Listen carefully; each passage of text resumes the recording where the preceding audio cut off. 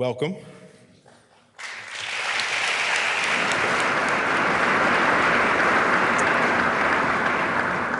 I also note the presence of our statewide elected officials and legislative leadership. I will now introduce them and ask them to take their seats. Please welcome Controller Thomas P. DiNapoli.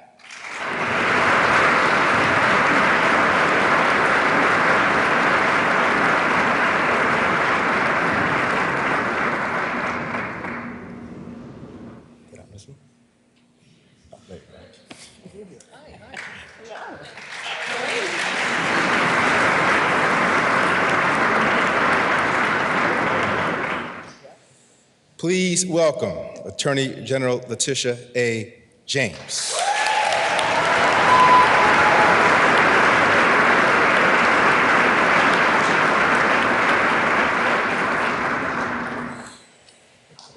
Majority Leader Andrea Stewart Cousins.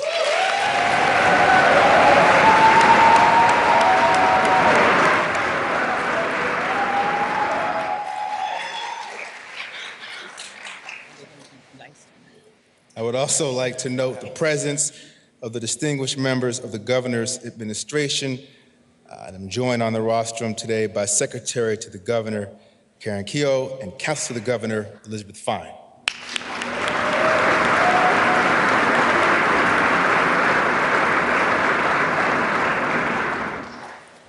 Please give a warm welcome to our mayors and county execs who have joined us in the chamber today.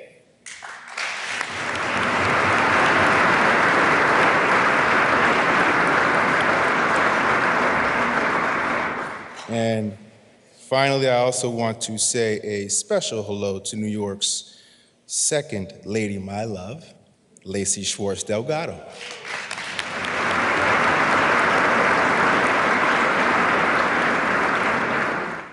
Please stand as we welcome the Color Guard of Honor.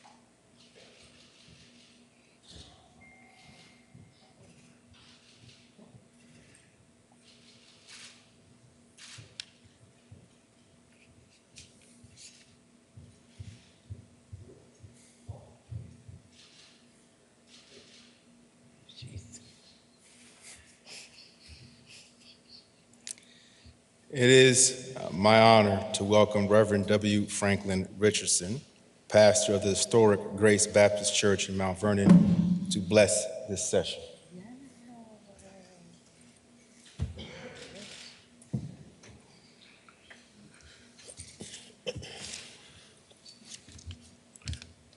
I would invite us all now to go to the center place of ourselves, beyond our titles and beyond our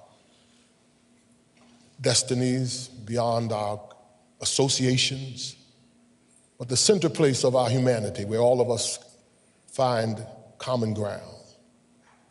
We take away our prejudices and our status and center in to the only supreme, though multiple in its names and multiple in his presentations, is at the heart of who we are. Let us pray.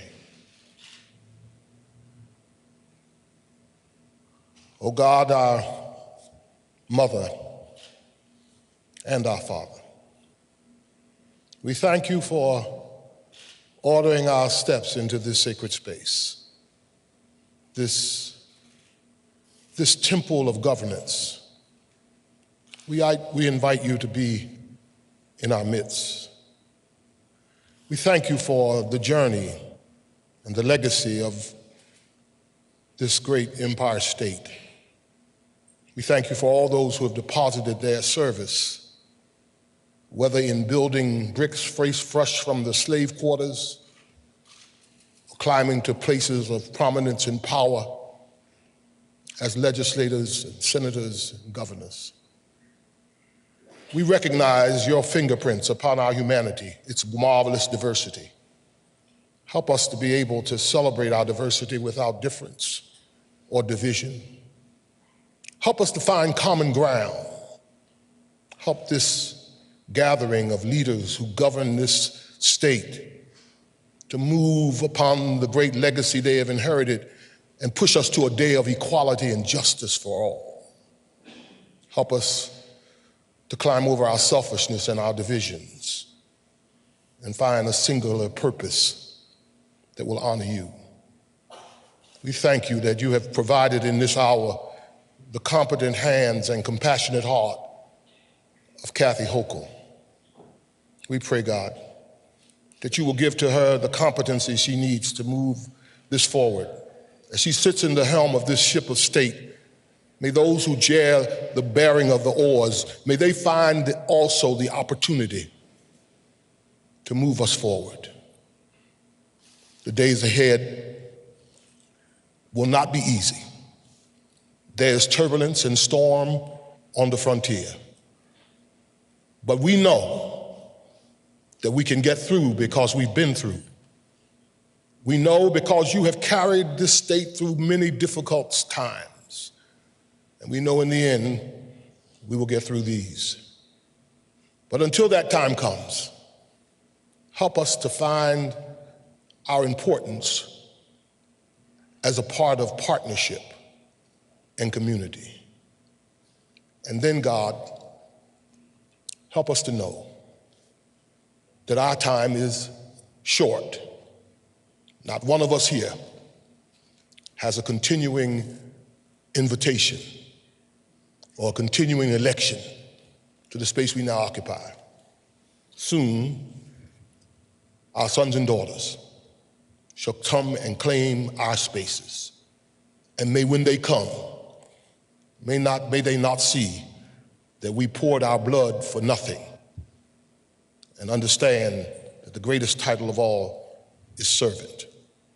So make of us this wonderful governor, this governor who comes in a special time and in a special place, this governor who comes new in terms of having a woman at the highest place of this state. May that be a reflection on our progress. May it not be contaminated by our exclusion or our prejudice. In the mighty and matchless name of a name that is called, of a God who is called in multiple expressions, whether Muslim or Christian or Jew, we thank you for this space. Help us to use it well. In your name we pray. Amen. Amen.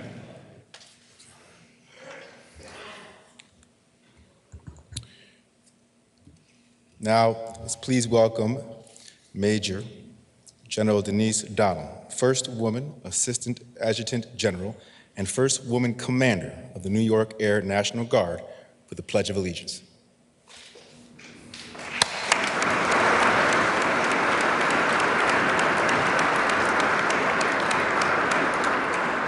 I pledge allegiance to the flag of the United States of America and to this republic for which it stands, one nation, under God, indivisible, with liberty and justice for all. Will the Honor Guard, thank you, Major General. Will the Honor Guard please retire the colors?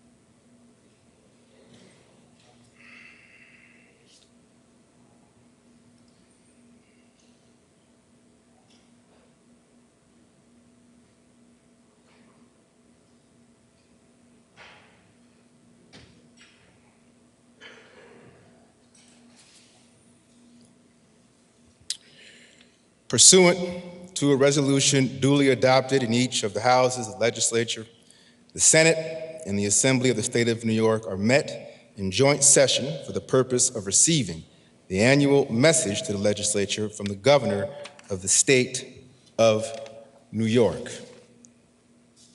Ladies and gentlemen, I am proud and honored to present the 57th Governor of the State of New York, Kathy Hochul.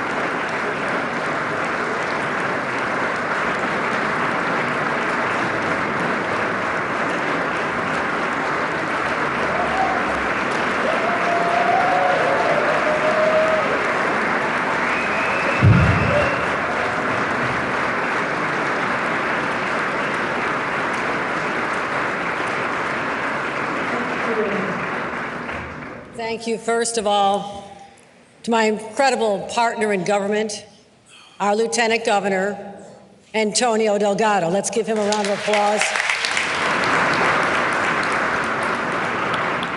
Just like me, he knows every rest stop, every McDonald's on the thruways, and he is traveling the state and doing an extraordinary job. I'm so grateful to have him. I also want to thank Dr. Richardson for the beautiful invocation, reminding us of the presence of God in our lives as we do the work of the people. I also want to thank my incredible partners in government, and in New York we have extraordinary public servants. Our Attorney General, Tish James, who never backs down from a fight. Our great Attorney General, thank you. Our State Controller, Tom DiNapoli, who's going to help us weather the financial storms that may lie ahead, and he's a great partner to get the state through some tough times possibly. Our Senate Majority Leader, Andre Stewart Cousins. We stood here a year ago and made history, relegating the three men in the room to a past concept, and I thank her for her friendship. Our Speaker of the Assembly, Carl Heastie, we've a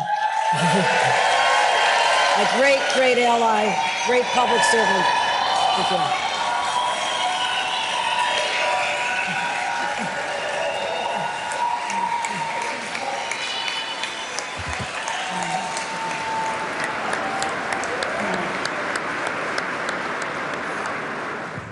The Speaker is in the House. And to Majority Leader Assemblywoman Crystal Peoples-Stokes, who we served in government for many, many years together. Thank you. Thank you.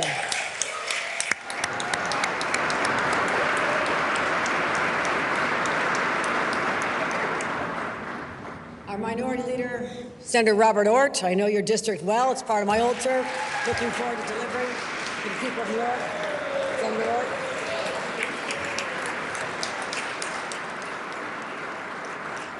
Minority Leader Assemblyman Will Barkley is here as well.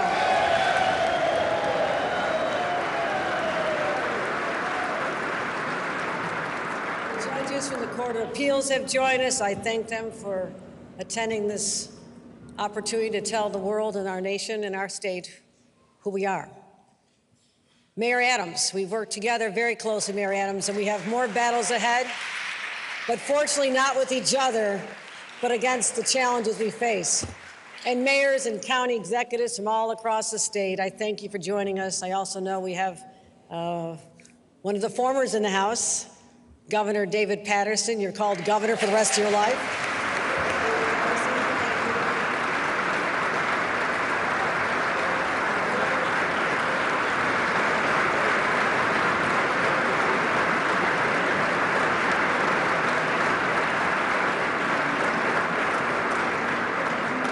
Use a point of personal privilege and make a hometown football call, and that is to acknowledge my own county executive, Mark Poloncarz, and our mayor, Byron Brown, City of Buffalo. Please stand up. Please stand up. We have been through so much this past year, so much. But I think a Super Bowl lies ahead. And good luck to the Giants, too.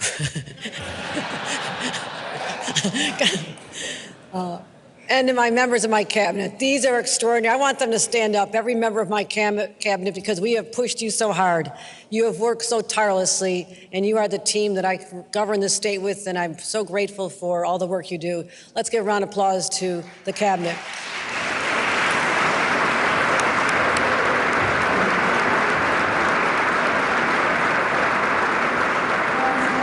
Everyone's in the House. Let's give a round of applause to Labor.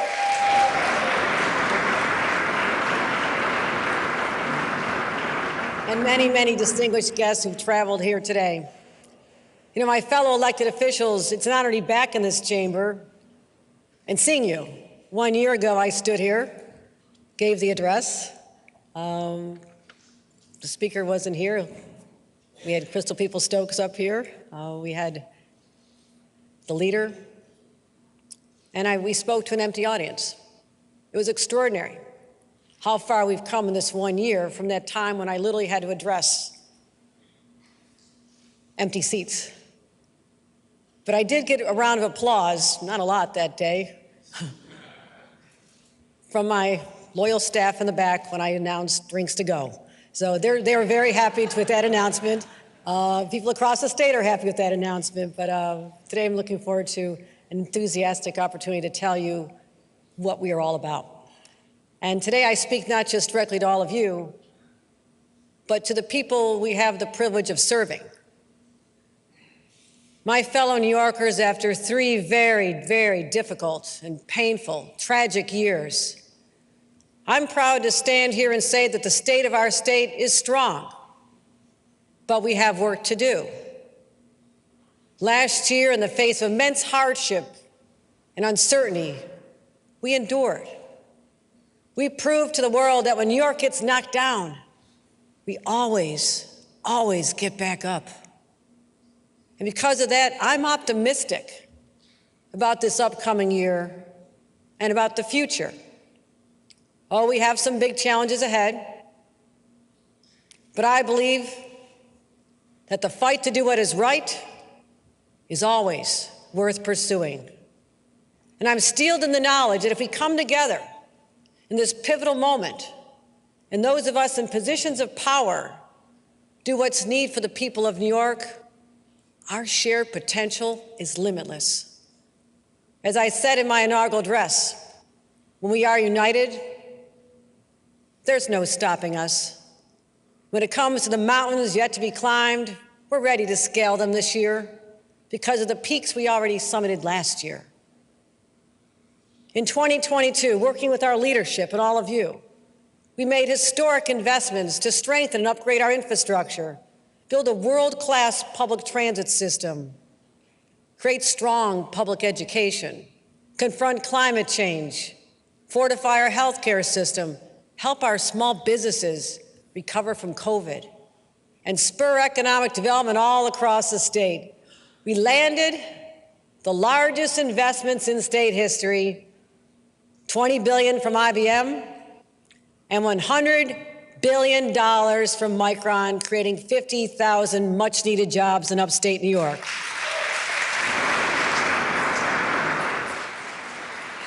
We expedited tax cuts to the middle class, gave property tax rebates. We suspended the gas tax when prices at the pump hit record levels. You've passed, and I've signed, over 840 bills. That was a lot.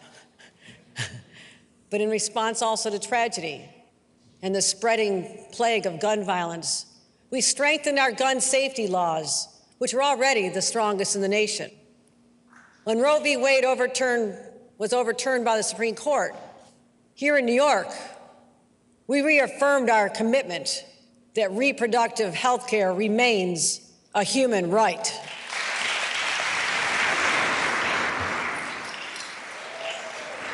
And though we had unprecedented revenues and we were flush with one-time federal aid, and that's thanks to our partners in Washington, starting with Majority Leader Chuck Schumer, our Senator Kirsten Gillibrand, and members of our delegation. We also knew on that bright sunny day a year ago that rainy days could be ahead. So we put money away. And looking back, that was clearly the right thing to do, because 1 year later, where we stand now, a majority of economists are predicting a recession. And that's one of the reasons it's clear to me why we will not be raising income taxes this year. And I thank the legislature for being partners when we addressed those challenges in 2022. When I was last here, I spoke at the New York Dream. For generations, people have come from all over the world in search of the American dream. I'm here today because that dream was realized by my family. And I want more New Yorkers to have access to the same opportunities that my family had. That's what public service is all about. The great Francis Perkins, FDR's labor secretary, once said, "A government should aim to give all the people under its jurisdiction the best possible life." That's it. That's the job. That's what we're here to do. And I cannot stand here and say we're done yet. Because even though we've set the table for what should be the most prosperous time in New York history, if New Yorkers don't feel safe in their communities, if they can't afford to buy a home or pay their rent, then the dream stays out of reach for them. And we're already seeing signs of outmigration that we can no longer ignore, something I know all too well from growing up in Western New York, at times when jobs were so hard to find. We cannot let that happen again. But the good news is, it does not have to be that way. What I'll discuss today is a broad overview of key policies that will make New York more affordable, more livable, and safer. So let me tell you just how we plan to do that. My number one priority has always been and always will be keeping New Yorkers safe. And a day has not gone by where I've not been laser focused on this objective. Oh, the pandemic caused so much havoc in our state, in our country, in society, and had a profound effect on public safety. You know, that pervasive unease that wormed its way into our day-to-day lives, the social isolation, the economic distress, led to a nationwide rise in gun crimes and violence that we're still combating. And to respond to what we saw right here in New York, we had to develop new strategies and invest in new programs and strengthen our gun violence prevention laws, passing even stronger ones and closing loopholes, like banning ghost guns. And I want to thank our Attorney General for her work on making sure that the red flag laws are executed. We expanded bail eligibility for gun crimes. We had tougher prosecutions of gun trafficking. As I mentioned, the red flag laws. We had over 5,000 extreme risk orders of protection. astronomically higher than before. You know what that meant? 5,000 people who should not have had a gun because they could have done harm somewhere else were prevented. And that kept innocent people from being hurt. Those are the strategies that are working. We also, after the massacre in my hometown,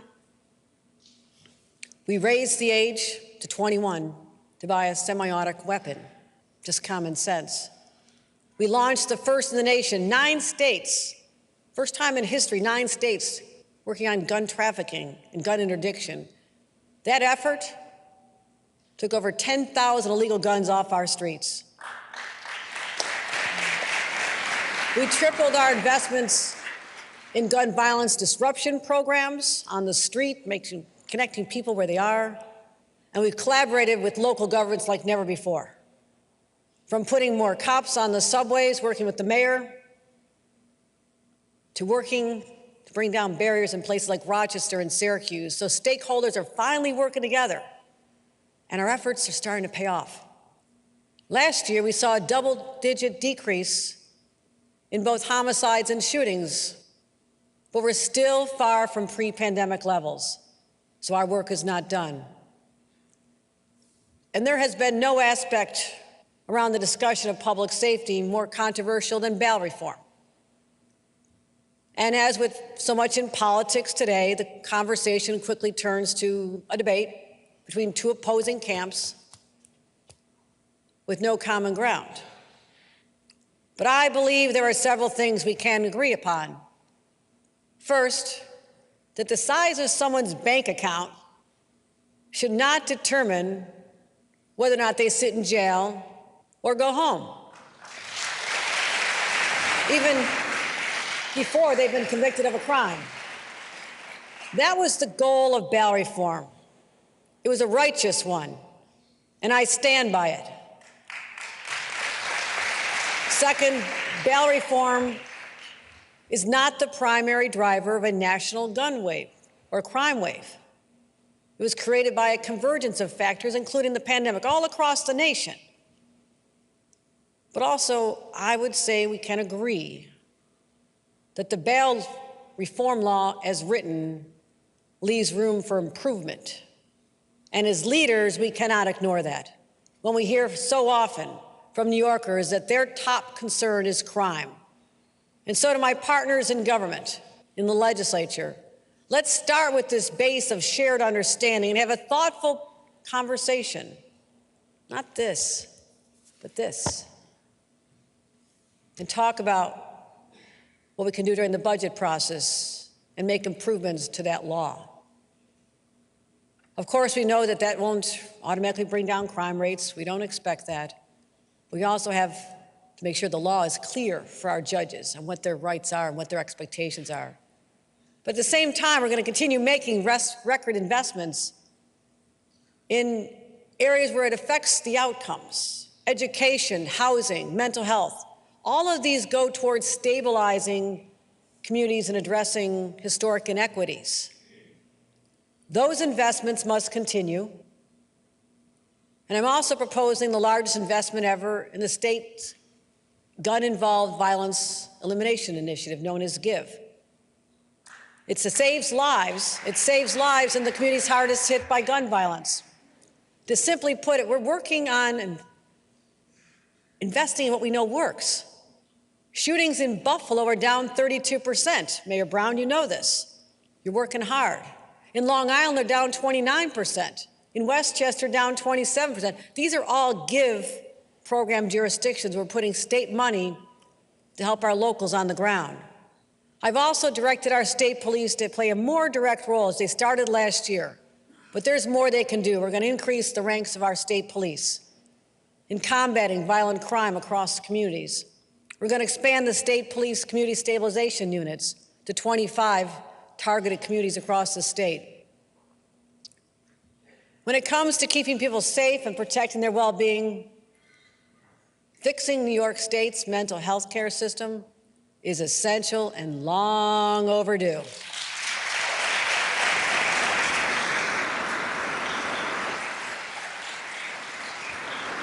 Even before COVID, The rates of mental illness had been on the rise, but since the pandemic, more than 1 in 3 New Yorkers have either sought mental health care or know someone who has. That's staggering. And the fact that too many can't get it. The barriers just seem endless. No appointments close to home. Insurance won't cover the care. Long waits for psychiatric beds in hospitals. What happens? People suffer in silence. Illness grows when it's not treated. So it's no surprise that the number of people suffering from mental illness also continues to grow. We have underinvested in mental health care for so long and allowed the situation to become so dire that it also has become a public safety crisis as well. New Yorkers are anxious on the subways and in our streets when they see individuals who need help, people unable to take care of themselves properly. People could cause harm to themselves or other. Not all, just some, a few. But those people are also at risk of being victimized themselves. So I'm declaring the era of ignoring the needs of these individuals is over. Because our success as government leaders is measured by our ability to lift up and support all of our constituents. So today marks a reversal in the state's approach to mental health care. And this is a monumental shift to make sure that no one else falls through the cracks. This will be the most significant change since the deinstitutionalization era of the 1970s. And I'm proud to announce to accomplish this goal, we are prepared to invest $1 billion, making critical policy changes to fully meet the mental health needs of our people. It's about time. Let's get it done. We can do this together. Let's get it done. Our people need this.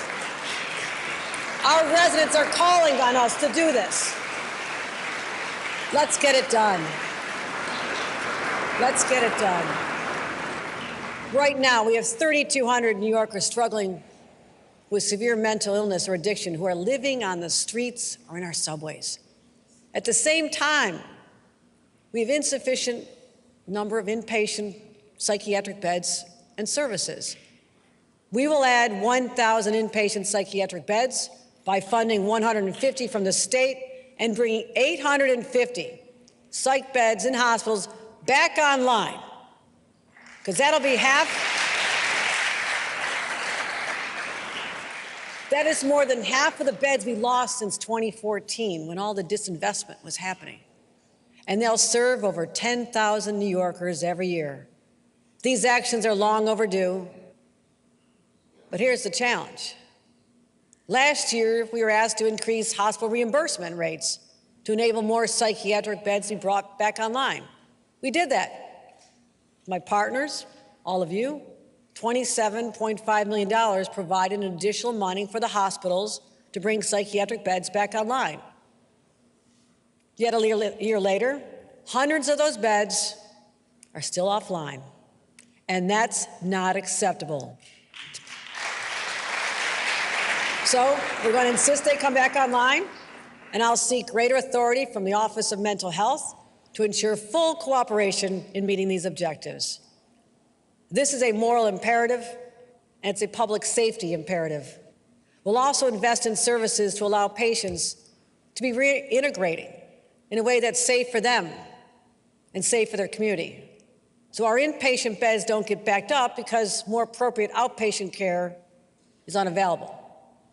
We also know that supportive housing is an important tool for prevention and recovery. And that's why my plan proposes building 3,500 residential units supported by intensive mental health services. And we'll make sure that when patients move from one kind of care to the other, they don't get left behind. They don't fall off. Our plan requires facilities to discharge high-risk patients into intensive wraparound services. Wraparound services now. And I'll propose that insurance companies cannot be prohibited from covering these services. They can no longer deny mental health, critical life-saving mental health services. And finally, we're going to focus in the mental health space on our children, because too many schools provide no level of mental health support, and our children need preventative services now to stop them from needing intensive services in the future.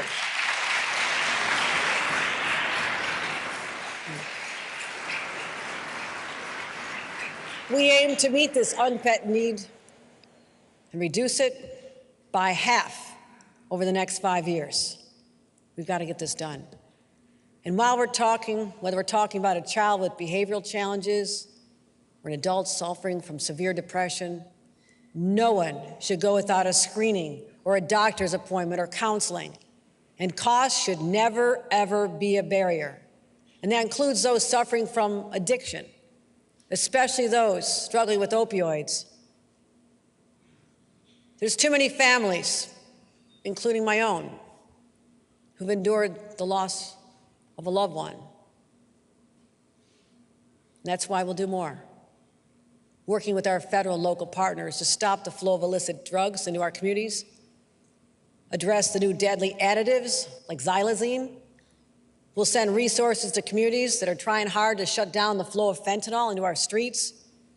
And we'll keep expanding access to technology so they can detect deadly additives like fentanyl and xylazine before they're even used. That's how you save lives. And we can reverse overdoses. And I'll create a new interagency task force that'll examine every single possible solution and come up with recommendations. Because we must meet this crisis with the urgency that it demands. At the outset, I said we have to work on improving the quality of life for New Yorkers. But you can't really talk about improving someone's quality of life when they're struggling with the cost of living. Inflation's soaring, prices going up on everything that families need to buy for their kids, diapers, formula, sneakers. And on top of that, how do you pay the monthly rent or the mortgage? It's just so overwhelming for our families. So we'll talk now about everyone's largest expense, housing. And I think about my own family story. My family started married life in a trailer park. On my dad's salary, they eventually moved to an upstairs flat, tiny, but held a few other kids. They had a few more kids. And they eventually moved to a tiny Cape Cod. But as we grew older, my dad changed jobs. I watched my parents' success unfold to the progression of homes they could afford. And they also knew how important housing was.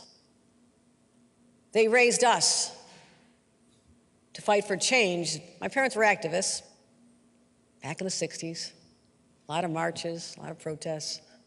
And they volunteered for an organization called Housing Opportunities Made Equal, which had just started back then. And I assure you that where I lived, it was a very controversial thing to do. But my parents said everybody has the right to live where they want. And they understood for a society to reach its full potential, equal access to housing is a must. Because when there's not sufficient housing, people at all income levels struggle. And if things get bad, they leave.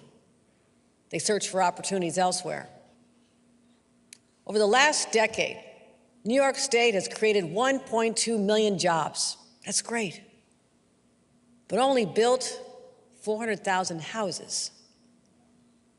Many forces led to this state of affairs, but front and center are local land use policies that are the most restrictive in the nation.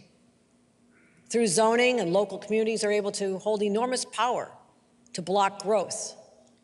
Between full bans on multifamily housing and onerous zoning and approval processes, they make it difficult, almost impossible, to build new homes. Think about that. People want to live here, they have jobs here, Because of local decisions to limit growth, they cannot. Local governments can and should make a difference. I spent 14 years in local government. Many of you came through that route as well. And our community had a citizen-driven master plan that allowed for targeted housing and economic growth while preserving green space. So I know this can be done, but it hasn't been. Between 2010 and 2018, Nassau, Suffolk, Westchester, Putnam counties each granted fewer housing permits per capita than virtually all the suburban counties in Massachusetts, Connecticut, Southern California, New Jersey, Pennsylvania, Northern Virginia. When it comes to New York City, other metro areas are creating housing at 2 to 4 times the rate that we are. Boston rate is almost double. Washington, D.C., triple. Seattle, 4 times. So with less supply, demand drives up prices, and who gets squeezed? Young families starting out, middle-income families looking to move up, low-income families. People can't even get the starter home anymore. That's why, since becoming governor, housing has been front and center of my agenda. The budget that we worked on together, we passed it. A 5-year, $25 billion plan to create and build 100,000 affordable homes. It's the single largest housing investment in our state's history. We unlocked billions for NYCHA through the creation of the New York City Public Housing Preservation Trust. We created a $25 million eviction prevention legal services program to keep people in their homes and making sure vulnerable renters had the representation they needed in court. We invested $539 million in the Homeowner Assistance Fund. We made $100 million in rent supplements available. So we've done all this together. I want to thank Leader Andre Stewart-Cousins and Speaker Kyle Heastie for also prioritizing housing. They know how important this is. They rightly recognize that too many people are struggling just to find a place to call home. And they're looking to us for bold leadership. Decisive action is called for now. Today, I'm proud to introduce the New York Housing Compact, a groundbreaking strategy to catalyze housing development we need for our communities to thrive, for our economy to grow, and our state to prosper. The compact pulls together a broad menu of policy changes that will collectively achieve the ambitious goal of 800,000 new homes built over the next decade. The compact sets clear expectations for the growth we need, while at the same time giving localities the tools, the flexibility, and the resources to stimulate that growth. Every single locality across the state will have a target for building new homes. Upstate, the target is for the current housing stock to grow 1% every 3 years. Believe me, it's very manageable. Downstate, 3% every 3 years. Many localities are already hitting these goals. But many others are just falling a little bit short. And for our small towns and villages, just literally a handful of new homes will help us hit our statewide target. But the reality is, there are some communities that need to affect real change to build the homes we need. So it's not a one-size-fits-all approach. Local governments can meet these targets any way they want.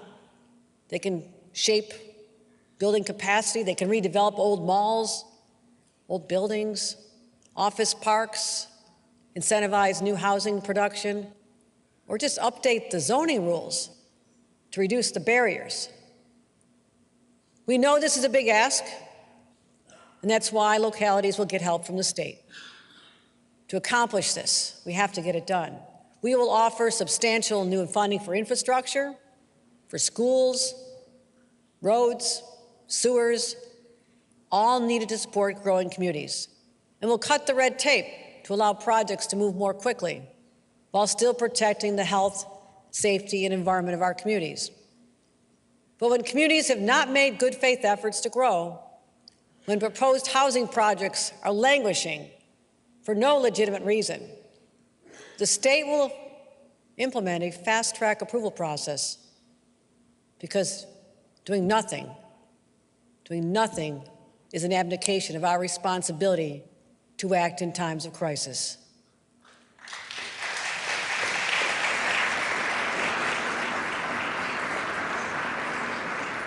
The Housing Compact is also laser-focused on transit-oriented development. Now, we all know the MTA is the lifeblood of the New York City metropolitan region, and we'll continue to invest and ensure the MTA's long-term fiscal health. We have to do that.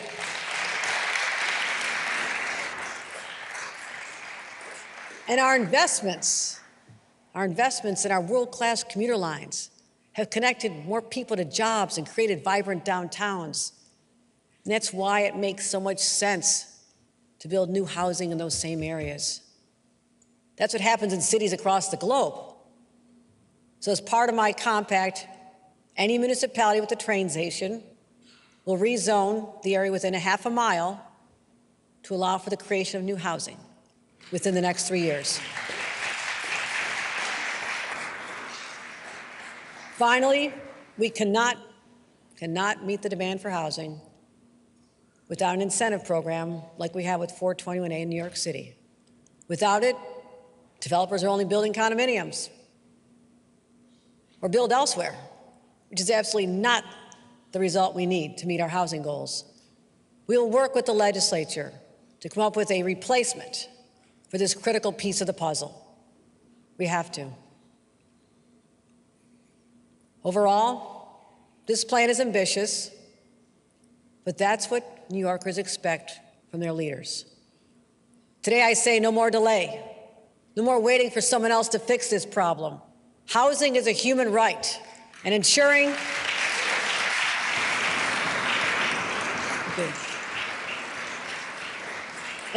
enough housing is built is how we protect that right. The saying is, never let a good crisis go to waste, and we will not waste this opportunity. We just need everyone and every community to do their part, so people who want to live here can, and they can afford it. Solving our housing crisis would be a huge step forward in making our state more affordable. But it has to be part of a yet broader approach. Homeowners and renters worried about paying their energy bills because rates are at record highs, driven by geopolitical forces outside our control, but hitting our wallets right here at home. And this winter,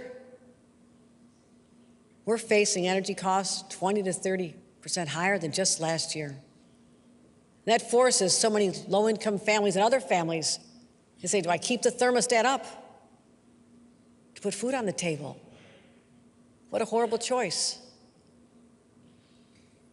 It doesn't have to be that way. It doesn't help that New York State has the oldest houses in America. Some of the oldest, for sure. They're less insulated, they're harder to heat, and have higher greenhouse emissions. In fact, buildings are the largest source of greenhouse emissions in our state, accounting for 1/3 of our greenhouse gas output. It also stresses the pollution, causes asthma, and endangers our kids. So today I'm proposing another series of proposals to insulate our most vulnerable households from exorbitant energy costs and to clear the path for a more sustainable future.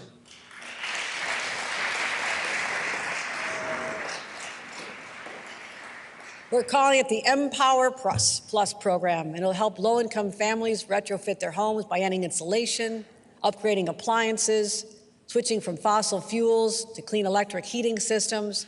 And this program will reach tens of thousands of households within a year. And homes that electrify will be eligible for the first in the nation energy affordability guarantee, a promise that they'll never have to spend more than 6% of their income on electricity.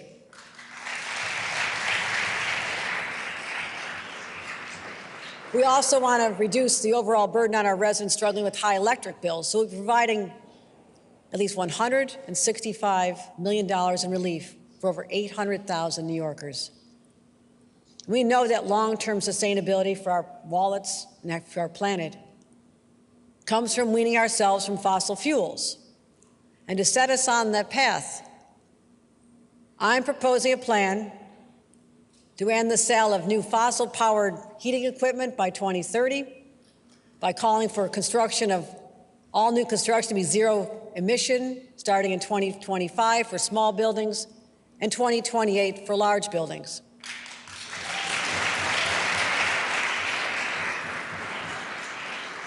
And we're taking these steps now because climate change remains the greatest threat to our planet, but also to our children and our grandchildren. In 2019, this legislature instituted aggressive mandates and deadlines for reducing emissions. And now we're executing on that plan. Of course, we must do it thoughtfully, in a way that prioritizes affordability, protects those already struggling to get by, and corrects the environmental injustices of the past. And with this in mind, we're pursuing a nation-leading cap and invest program to cap greenhouse emissions, invest in clean energy, and prioritize the health and economic well-being of our families.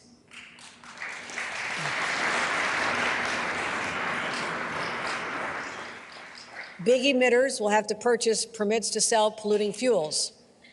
The dirtier the fuel, the bigger the price tag. And the invest part of the program will accelerate the clean energy transition and include universal climate action rebates that will provide over $1 billion, the revenue we bring in, to allocate to lower utility bills, cover transportation costs, and other decarbonization efforts. That's how we're going to help our New Yorkers. That's how we help New Yorkers get through the transition. And what's great about Cap and Invest, it gives us great flexibility, so we can focus our efforts on the biggest polluters, at the same time ensure our families, our farmers, our small businesses aren't crushed by the costs. And we'll help families with energy costs transition to the future, because we know that future belongs to our kids. And as the first mother to lead this state, I know firsthand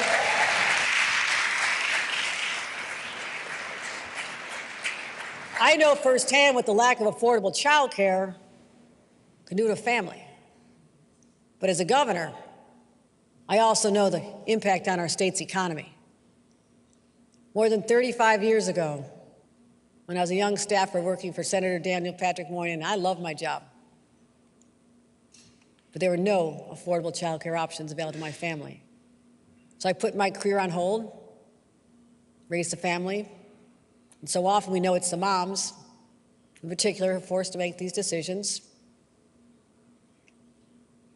And with that experience, I was so proud when we worked together last year to announce $7 billion over 4 years to focus on affordable child care in our budget. We worked together to get it done. And thank you. Thank you. We brought down out-of-pocket costs for more families. We expanded care in areas that were severely lacking. You know what the problem is? Too many families just aren't accessing the resources that are available. Believe it or not,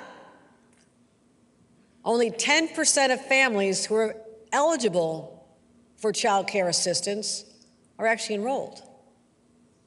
Now, it may be that it's the legacy of a system that was, by design, difficult to navigate. That has to change.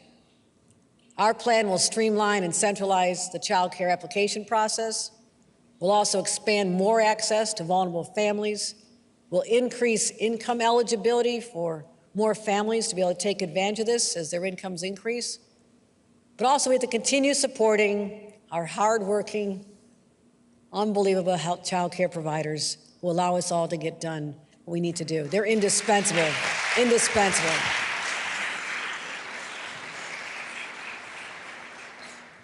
Now we talk about affordability, talked about it a lot today. But if we really want to continue to tackle the affordability crisis head-on, we must recognize that the low-wage workers that we represent across this state, rural, suburban, urban, they're all over, they've been the hardest hit by inflation. The average cost of goods and energy for low-income households jumped over 13% over 2 years, and they were barely making it before. This pushes our families already on the margins to the breaking point. So as a matter of fairness, social justice, I'm proposing a plan to peg the minimum wage to inflation. If cost goes up, so will wages. So will wages. Thank you. Thank you. Our families deserve this. Thank you.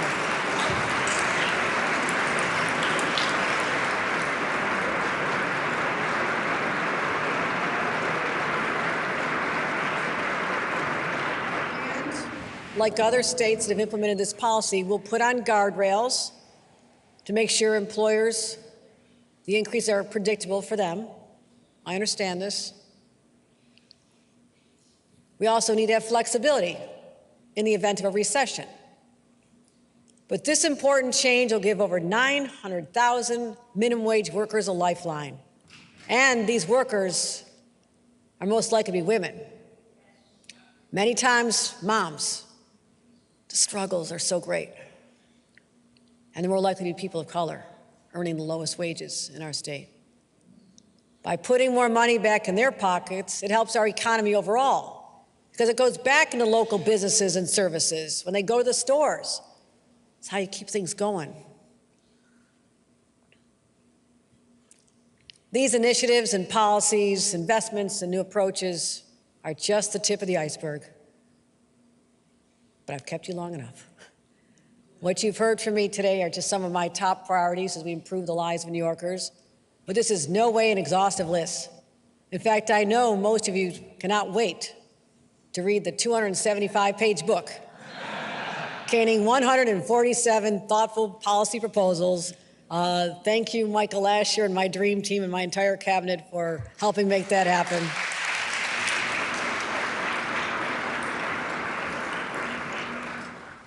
Watch out for my staff in the hall. They haven't had any sleep. They're likely to bang into you. They're exhausted. They've worked so hard on this, and I thank them. I'm grateful. But to recap, my goals are straightforward and clear. We will make New York safer. We will make New York more affordable. We will create more jobs and opportunities for the New Yorkers of today and the New Yorkers of tomorrow. We'll open up the doors to more people and communities, especially those who have been historically blocked from equal chances at success. And as other states slide backwards when it comes to protecting basic fundamental rights, we will continue to enshrine and protect those rights every single day, and will continue to be nation leading. The task ahead of us may sound daunting. The stakes could not be higher. But I'm fortunate to live in a home once occupied by one of our great leaders and thinkers named Roosevelt. Eleanor Roosevelt once said,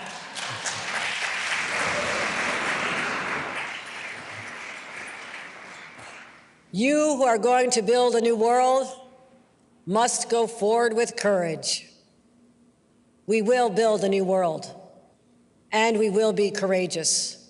We will do the hard things, the necessary things to lift up and support New Yorkers and clear a path for them to realize the New York dream.